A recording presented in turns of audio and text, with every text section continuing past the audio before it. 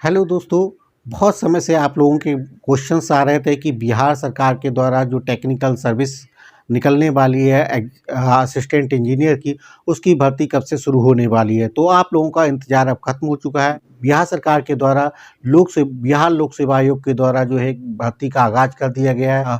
Assistant engineers की भर्ती होने जा रही है, जिसमें आपकी सिविल के लिए भर्ती होने जा रही है, मैकेनिकल के पदों के लिए भर्ती होने जा रही है और इलेक्ट्रिकल के पदों के लिए भर्ती होने जा रही है। टोटल भर्ती जो है 1024 पदों के लिए है, जिसमें सबसे ज़्यादा पद 984 पद सिविल इंजीनियरिंग के लिए हैं। ठीक है, तो ऐसे लोगों के लिए मौका है जिन्होंने बीटेक सिविल इंजीनियरिंग के साथ किया है। तो इसी भर्ती के बारे में आज हम विस्तार से जानेंगे। इस भर्ती में कौन लोग आवेदन कर सकते हैं, योग्यता क्या है, उम्र की सीमा क्या है, क्या कॉन्ट्रैक्ट बेसिस वालों के लिए कोई वरीयता मिलने वाली है, अदर स्टेट के कैंडिडेट भी इसमें एलिजिबल हैं इस भर्ती में। तो निश्चिंत रहिए, आपको बिहार के साथ साथ अगर आप किसी और स्टेट से इस वीडियो को देख रहे हैं तो आपको भी इस भर्ती में मौका मिलने वाला है। तो नमस्कार दोस्तों, मैं अरविंद कुमार आप सभी का स्वागत करता हूं आपके अपने यूट्यूब चैनल अरविंद कुमार गुरुजी में।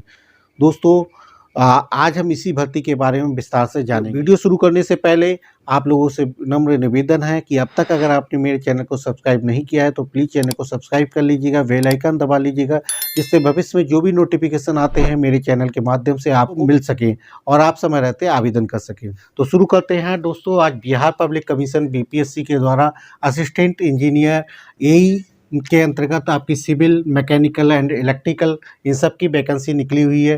ठीक है, बेसिकली 3 ट्रेड इसमें इन्होंने वैकेंसी निकाली है, सिविल के लिए, इलेक्ट्रिकल के लिए और आपका मैकेनिकल के लिए। टोटल पदों की बात करते हैं तो 1024 पद होने वाले हैं। ठीक है, यही सिविल के लिए सबसे ज़्यादा पद है, 984 पदों की इसमें वैकेंसी होने वाली है।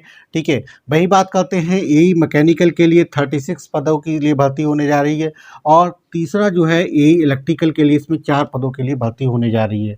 सैलरी की बात कर लेते हैं तो लेवल 9 का इसमें वेतनमान मिलने वाला है। ग्रेड पे की बात करते हैं तो 5400 रुपीज़ का ग्रेड पे, यानी कि मोटा मोटा आपकी सैलरी जो है करीब करीब आपका 1 लाख रुपए के आसपास से वेतनमान शुरू होने वाला है। ठीक है, अब बात कर लेते हैं क्वालिफिकेशन क्या चाहिए। तो क्वालिफिकेशन आपने बी कर रखा हो या बीटेक कर रखा हो, किस ब्रांच में, सिविल में कर रखा है या मैकेनिकल में कर रखा है या इलेक्ट्रिकल में, इन तीनों में से किसी भी ब्रांच में अगर आपने कर रखा है तो आप इसके लिए एलिजिबल हैं, आवेदन कर सकते हैं। ठीक है, तो जिस भी यूनिवर्सिटी से अगर आपने किया है, यूनिवर्सिटी एआईसीटी अप्रूव्ड होनी चाहिए, पहली चीज़।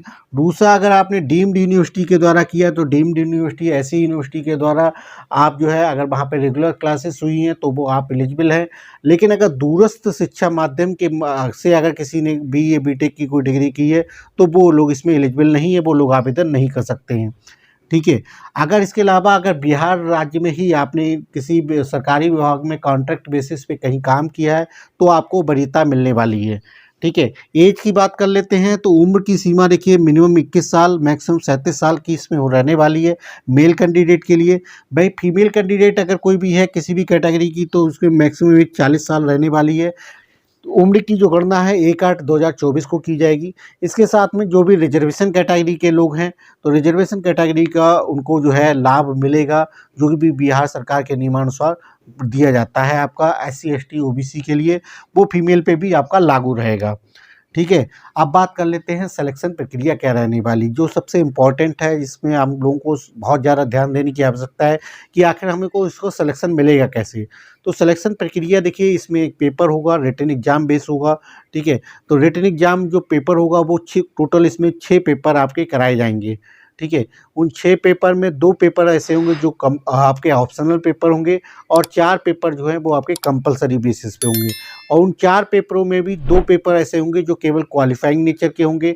बाकी जो आपके 2 पेपर बचेंगे वो आपको जो है उनके मार्क्स प्लस ऑप्शनल के जो 2 पेपर होंगे उन दोनों के मार्क्स को क्लब करके आपकी मेरिट बनाई जाएगी।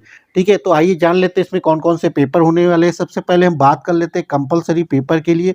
तो कंपलसरी जो पेपर होने वाला है वो जनरल इंग्लिश और जनरल हिंदी दोनों के पेपर एक एक घंटे के होंगे। आपका दोनों के जो पेपर होंगे उसमें 100 मार्क्स के होने वाले हैं। इसके बाद तीसरे की बात करते हैं तो जनरल यानी सामान्य अध्ययन का पेपर होगा, जिसके लिए टाइम पीरियड 1 घंटे का होगा। ये भी आपका 100 मार्क्स का रहने वाला है। अगला चौथा पेपर की बात करते हैं, ये सामान्य इंजीनियरिंग से संबंधित आपके क्वेश्चंस पूछे जाएंगे, जिसमें आपका 1 घंटे का पेपर होगा और 100 मार्क्स का होने वाला है। ठीक है, तो इसमें जो जनरल हिंदी और जनरल इंग्लिश है, ये दोनों पेपर जो है आपके क्वालिफाइंग नेचर के हैं। तो ये मत सोचिएगा कि इस पे ज़्यादा ध्यान न दें, क्योंकि अगर आपने इसको मिनिमम क्वालिफाई नहीं किया गया तो आपकी आगे फर्दर किसी भी पेपर की कॉपी चेक नहीं होगी। तो इस चीज़ का ध्यान रखिएगा कि इनको जो है आपको क्वालिफाई करना बहुत ज़रूरी है। ठीक है, अगर आप इसमें क्वालिफाई मिनिमम क्वालिफाई करते हैं, उसके बाद ही आपकी कॉपी चेक की जाएगी। इसके बाद बात कर लेते हैं 2 ऑप्शनल पेपर जो होंगे, जो प्रत्येक पेपर आपका 1 घंटे का होगा और 100 मार्क्स का होने वाला है। ये ऑप्शनल पेपर आपका वही पेपर होगा, जैसे अगर आपने सिविल से बीटेक कर रखा है तो आपके लिए सिविल के संबंधित आपके 2 पेपर होने वाले हैं। अगर आपने मैकेनिकल सब्जेक्ट से बीटेक कर रखा है और मैकेनिकल की भर्ती के लिए आवेदन करना चाहते हैं तो आपके लिए जो है 2 पेपर आपके मैकेनिकल सब्जेक्ट से आने वाले हैं। इसके अलावा अगर आपने इलेक्ट्रिकल सब्जेक्ट से अगर आपने बीटेक कर रखा है तो आपके जो 2 ऑप्शनल पेपर होंगे वो आपके इलेक्ट्रिकल सब्जेक्ट से संबंधित होंगे। ठीक है, तो टोटल जो आपका मार्क्स का जो टोटल जो आपकी मेरिट बनाई जाने वाली है वो आपका सामान्य अध्ययन और सामान्य इंजीनियरिंग से संबंधित जो 200 नंबर के आपके पेपर होंगे वो प्लस 2 आपके ऑप्शनल जो पेपर होंगे, इन नंबरों के आधार पे ही आपकी मेरिट बनने वाली है। ठीक है, अब जहाँ तक बात करते हैं कॉन्ट्रैक्ट बेसिस पे जो लोग काम कर रहे हैं बिहार सरकार के अंतर्गत किसी भी डिपार्टमेंट में, तो उनका जो है मेरिट बनाने का क्राइटेरिया ये रहेगा कि इनको जो रिटन एग्जाम में जो भी मार्क्स पाएंगे उसको 0.75 से मल्टीप्लाई कर दिया, यानी 75% वेटेज आपको उनका रिटन एग्जाम का मिलेगा। साथ में आपने 5 जो आप साथ में आपने जितने भी साल सर्विस की गई, ठीक है, जितने भी साल आपने सर्विस की है तो प्रत्येक सर्विस साल के लिए आपको 5 अंक दिए जाएंगे। मैक्सिमम अंक जो की बात करते हैं तो 25 अंक मिलेंगे। ठीक है, तो 75% आपका वेटेज रहने वाला रिटन एग्जाम जो आपका बिहार सरकार के द्वारा बीपीएससी के द्वारा कराया जाएगा। और सर्विस जितने साल सेवा करी है आपने तो उसमें प्रत्येक साल के 5 नंबर आपको ऐड ऑन करते हुए मैक्सिमम 25 नंबर देते हुए आपका 100 मार्क्स का जो है ये आपका पूरा पेपर मेरिट बनने वाली है। ठीक है, तो 100 मार्क्स के आधार पर आपकी मेरिट जो है आपकी बनेगी। ठीक है, अब बात कर लेते हैं फी स्ट्रक्चर क्या होने वाला है। इसको आपको आवेदन करना है तो आवेदन करने के लिए जो आपको फी स्ट्रक्चर जनरल ओबीसी और अदर स्टेट, जनरल ओबीसी और अदर स्टेट तीनों के लिए आपको 750 रुपीज़ की फ़ी होने वाली है। ठीक है, बिल्कुल सही सुना आप लोगों ने। इसमें आपके बिहार के अलावा आप अदर स्टेट के कैंडिडेट हैं तो भी आप इसमें एलिजिबल हैं, आप आवेदन कर सकते हैं इसमें। ठीक है, इसके बाद बात करते हैं एससी एसटी फीमेल किसी भी कैटेगरी की है या हैंडीकैप्ड। ठीक है, इन सारी कैटेगरी जो डोमिसाइल आपका बिहार का है तो आपको जो मिनिमम फीस है, जो फीस की जो इसमें फीस है वो 200 रुपये मात्र देनी पड़ेगी। ठीक है, अब बात कर लेते हैं आवेदन प्रक्रिया कब से कब तक की जाएगी। तो आवेदन प्रक्रिया की बात करते हैं तो 30 अप्रैल 2025 से ऑनलाइन आवेदन वेबसाइट खुल जाएगी।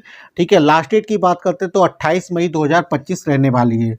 तो जिस किसी को भी इस भर्ती में आवेदन करना है, आवेदन करने के लिए www.bpsc.bihar.gov.in की वेबसाइट पे OTR माध्यम से आप इसमें आवेदन कर सकते हैं।